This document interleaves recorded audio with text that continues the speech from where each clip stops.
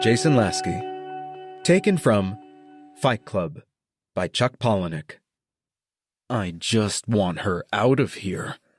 The animal control place is the best place to go, Marla says.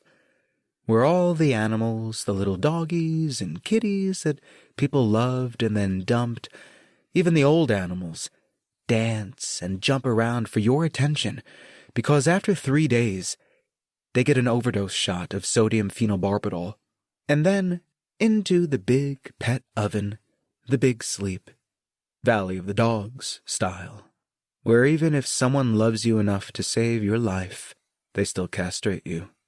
Marla looks at me as if I'm the one humping her and says, I can't win with you, can I? Marla goes out the back door singing that creepy Valley of the Dolls song.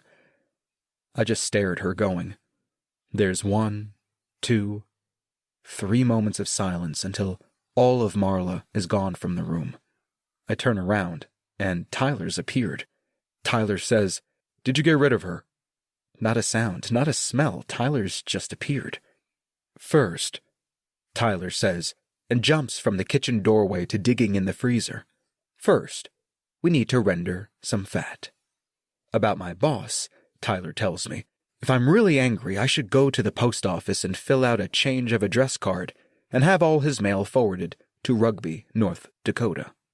Tyler starts pulling out sandwich bags of frozen white stuff and dropping them in the sink. Me, I'm supposed to put a big pan on the stove and fill it most of the way with water.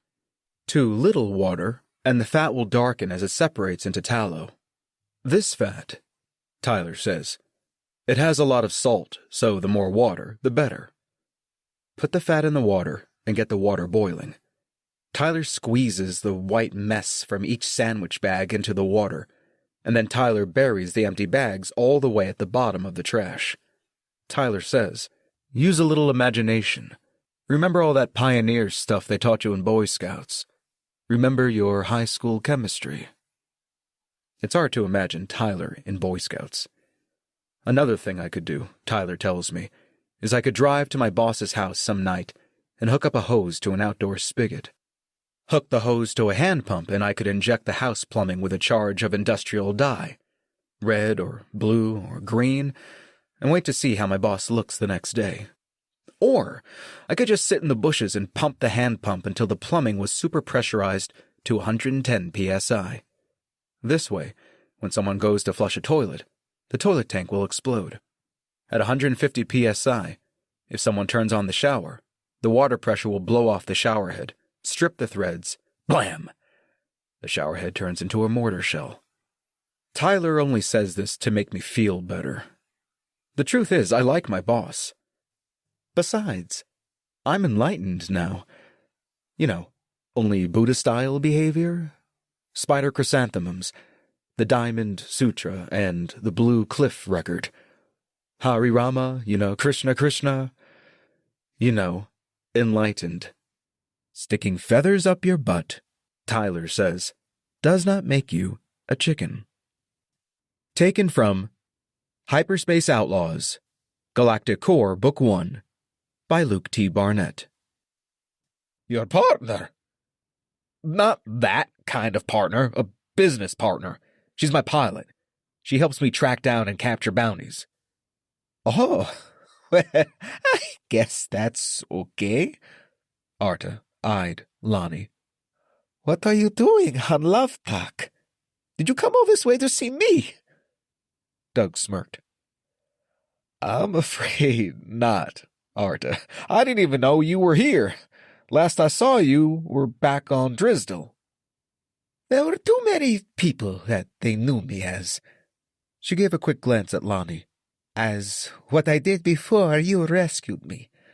I had to find work somewhere else. I caught a transport as far away as I could get. I wound up here, and now I work waiting tables. It's not glamorous, but it's clean, and I make enough to survive and even have a little spending money left over. It's just me, and cost of living here is low, so my expenses aren't high. She shrugged. It's a life, but it can get lonely Sometimes. The last bit she added with a flutter of her eyes. Lonnie's eyebrows went up, and she looked at Doug as if to say, "Seriously?" Doug's legs were starting to go numb from the pressure. He cleared his throat. "Yeah, well, I'm sorry to hear that, Arta, but we're in the middle of a pretty big job, honest. We just stopped off here to make some repairs and a few extra credits." "Oh, did you come here to find work? You should have said so in the first place. There's this Tarbadan 2 doors down from me that keeps harassing me, trying to offer me stints. I've looked him up on the bounty net. There's a bounty out for him for dealing stints, but it's not very high, and it's not on the regular channels. The only bounty hunters that come in here aren't interested because the hassle of dealing with a Tarbadan isn't worth the reward. But you could take care of him, Doug. I know you could." "A Tarbadan is nothing to mess with, but yeah, of course. I'll help." "Great," Arta exclaimed, maneuvering off him. "I'll let Bill know, and then we can leave." She trotted over to the bar, a spring in her step, and leaned against it, talking with the bartender, one leg in the air. Lonnie crossed her arms, eyebrows raised, trying very hard not to smile. "Arta was in a less than honorable profession when I met her," Doug said. "I saved her from some lowlife trying to force her into a speeder, then convinced her to leave her profession and got her a decent job delivering supplies. She's had a kind of thing for me ever since." "Kind of thing? Oh, it's a thing, Douglas." Lonnie scrunched up her face and shook her hands in mock imitation of the Hassa. Doug grimaced. Arta trotted back over. "All set." She bounced on her feet, handbag slung over her shoulder. "I don't need you to come with me, Arta. Wouldn't want you to get hurt." "Nonsense. You need me to show you where it is. The streets are confusing where I live. Besides, I wouldn't miss a chance for you to show off those ranger skills of yours." She winked at him, and Lonnie rolled her eyes. "All right," Doug said. "Lead the way." Taken from The Adventures of Grim Willard, A Grim Beginning, A Grimmer End. Part 1.